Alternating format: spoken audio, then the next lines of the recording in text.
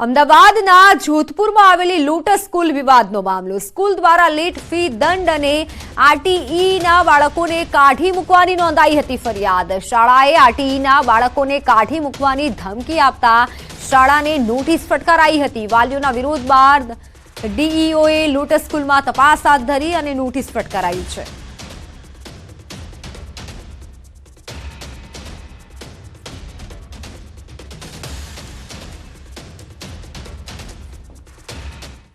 સાબરકાંઠાના ઈડર પાણીનો વેડફાટ થતો હોય તેવા દ્રશ્યો સામે આવ્યા છે. પાલિકાના વોર્ડ નંબર 2માં પાણી છોડાયા બાદ બજારના માર્ગો પર પાણી ફરી વળ્યા હતા. જ્યારે પણ પાલિકા દ્વારા અહીં પાણી છોડવામાં આવે છે ત્યારે આ પ્રકારે પાણીનો વેડફાટ થાય છે તેવા સ્થાનિકોએ આક્ષેપ કર્યા છે. બજારના મુખ્ય માર્ગો પર પાણી વહેતા થવાથી સ્થાનિકો અને રાહદારીઓને પણ ભારે હાલાકી થઈ રહી છે. વારંવાર રજૂઆત છતાં હજુ આ અંગે કોઈ પણ તકેદારી ન લેવાતા લોકો પણ રોષે ભરાયા છે.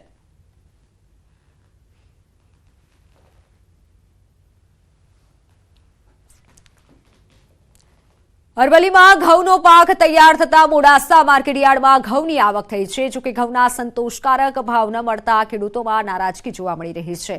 મોડાસા માર્કેટયાર્ડમાં ઘઉંની દરરોજ 440 જેટલી બોરીઓની આવક થઈ છે. સિઝનની શરૂઆતમાં જ ઘઉંના 400 થી 550 જેટલા ભાવ બોલાતા ખેડૂતો નિરાશ થયા છે. જિલ્લામાં 60,000 હેક્ટર જમીનમાં ઘઉંનું વાવેતર કરાયું. અગાઉ ઘઉંના 1,000 રૂપિયા ભાવ બોલાયા હતા, પરંતુ સિઝન શરૂ થતા ભાવ ઘટી જતા ખેડૂતોએ નારાજગી વ્યક્ત કરી છે. બીજી તરફ માર્કેટયાર્ડના સત્તાધીશોએ આ ભાવ ટેકાના ભાવથી વધારે હોવાનો દાવો કર્યો છે.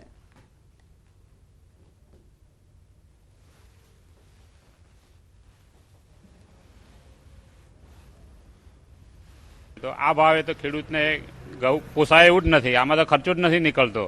તો આ કેવી રીતે અમે ખેતી કરશું? આ ખેતી બંધ કરવાનો વારો આવશે અમારા. આ ભાવ 700ની ઉપર જાય તો ખેડૂતને પોસાય એમ છે. અને આ અગાઉ સિઝન નથી તો એ વખતે 1,000 રૂપિયા ભાવ ચાલતો હતો અને અત્યારે સિઝન ચાલુ થઈ તો એકદમ ભાવ ઘટી જાય છે, એટલે ખેડૂતોને બહુ નુકસાન થાય છે. ઘઉંની આવક 500 થી 600 બોરી સુધીની આવક છે. ઘઉંના ભાવ 480 થી લઈ અને 555 સુધીના ભાવ પડે છે. મોંઘા બિયારણ અને ખર્ચાળ ખેતી છોડી ખેડૂતો હવે પ્રાકૃતિક ખેતી તરફ વળ્યા છે. જામનગરમાં આવેલા લીંબોડા ગામમાં પ્રગતિશીલ ખેડૂત રમેશભાઈએ ઓર્ગેનિક જીરાની ખેતી કરી છે. રમેશભાઈ છેલ્લા 7 વર્ષથી પોતાના ખેતરમાં ઓર્ગેનિક ખેતી કરી રહ્યા છે.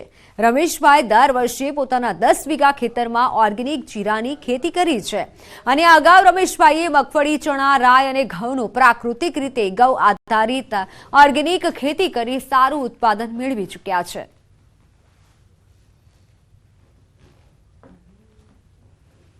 છેલ્લા હું 7 વર્ષથી આ ઓર્ગેનિક કરું, ગાય આધારિત. પણ મેં જીરું વાવ્યું છે, એટલે જીરું ઓર્ગેનિક પ્રમાણે બહુ સારું અમારે સારો લાભ મળશે એવું લાગે છે અમને. પછી તો કુદરતી સપોર્ટ હવે હવામાન બધું કરે તો સારું. હું ઓર્ગેનિક ખેતી આ રમેશભાઈની વાડી જમીન વાવું છું તો ઓર્ગેનિક કરું છું 2-3 વર્ષથી, એટલે આમ સારો લાભ જડે છે. પણ સુરતના શાકભાજી બજારોમાં લસણના ભાવ ચોથા આસમાને પહોંચી ગયા છે. ગૃહિણીઓનું બજેટ ખોરવાયું છે. અન્ય રાજ્યોમાંથી સુરત એપીએમસી બજારમાં લસણની આવકમાં મોટો ઘટાડો થયો છે, જેની સામે ડિમાન્ડ વધી છે. તો વિતેલા 3 વર્ષમાં લસણના પોષણક્ષમ ભાવો ન મળવાના કારણે ખેડૂતો અન્ય ખેતી તરફ વળ્યા છે. જે લસણના ભાવ વધારા પાછળનું મૂળ કારણ હોવાનું શાકભાજીના જથ્થાબંધ વેપારી જણાવી રહ્યા છે.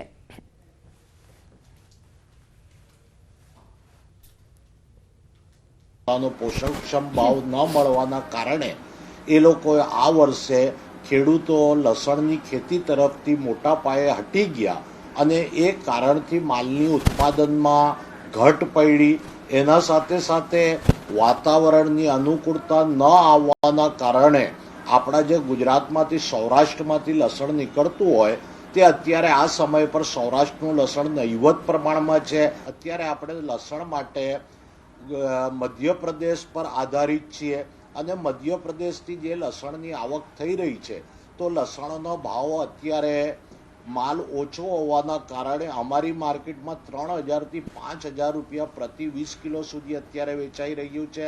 હવે ધીરે ધીરે નવા માલનો નિકાલ શરૂ થઈ ગયો છે અને જેમ જેમ નવો માલ નીકળતો જશે એમ બજારો અંકુશમાં આવવાની સંભાવના છે. તો એક વર્ષ અગાઉ સુરતના બજારોમાં સૂકા લસણનો જે ભાવ હતો તે લસણનો ભાવ આજે ચોથા આસમાને પહોંચી ગયો છે. સુરતની એપીએમસી માર્કેટમાં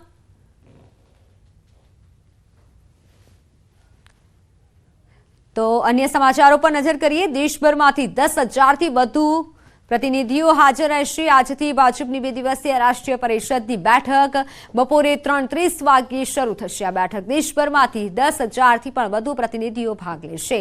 પાર્ટી અધ્યક્ષ જેપી નડ્ડા અને પ્રધાનમંત્રી મોદી ધ્વજારોહણ કરશે. દિવંગતોને આપવામાં આવશે શ્રદ્ધાંજલિ. પ્રથમ દિવસે પક્ષ તરફથી પ્રસ્તાવ લાવવામાં આવશે અને આ પ્રસ્તાવમાં સરકારની ઉપલબ્ધિઓ અને વિકસિત ભારતનો ઉલ્લેખ હશે. વિડીયો પ્રેઝન્ટેશન, સાંસ્કૃતિક કાર્યક્રમો સહિતના આયોજન પણ કરવામાં આવશે. રાષ્ટ્રીય અધિવેશનમાં રવિવારે બીજો પ્રસ્તાવ મુકાશે. રામ મંદિર પર મૂકવામાં આવશે આ પ્રસ્તાવ, જ્યારે બીજા દિવસે પીએમ મોદીના ભાષણ સાથે અધિવેશનનું સમાપન થશે. દેશભરમાંથી આવેલા પ્રતિનિધિઓને લોકસભા ચૂંટણીની તૈયારીઓનો મંત્ર અપાશે.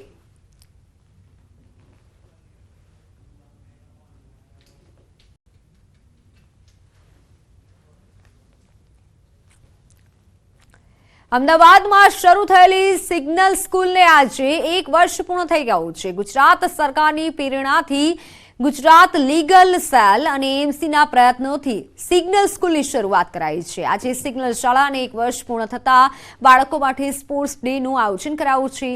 સ્પોર્ટ્સ ડેમાં ગુજરાત હાઈકોર્ટના ચીફ જસ્ટિસ, લીગલ સેલ અને એમસીના કમિશનર સહિતના અધિકારીઓ ઉપસ્થિત રહ્યા હતા.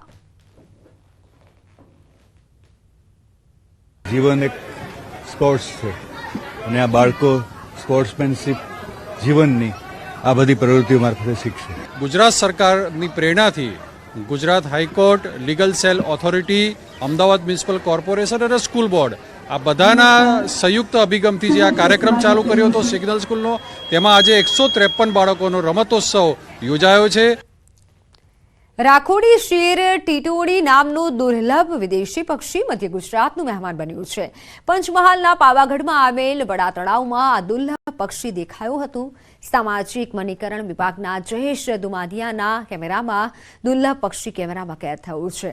સામાન્ય રીતે 15થી 20 અલગ અલગ પ્રજાતિના વિદેશી પક્ષીઓ દર વર્ષે અહીંના મહેમાન બનતા હોય છે અને તેવામાં ચીન, જાપાન, મંગોલિયા જેવા દેશોમાં જોવા મળતું રાખોડી શેર ટીટોડી અહીં જોવા મળતા વન વિભાગ તરફથી પણ આ પક્ષીની વર્તણૂકનો અભ્યાસ કરવામાં આવી રહ્યો છે.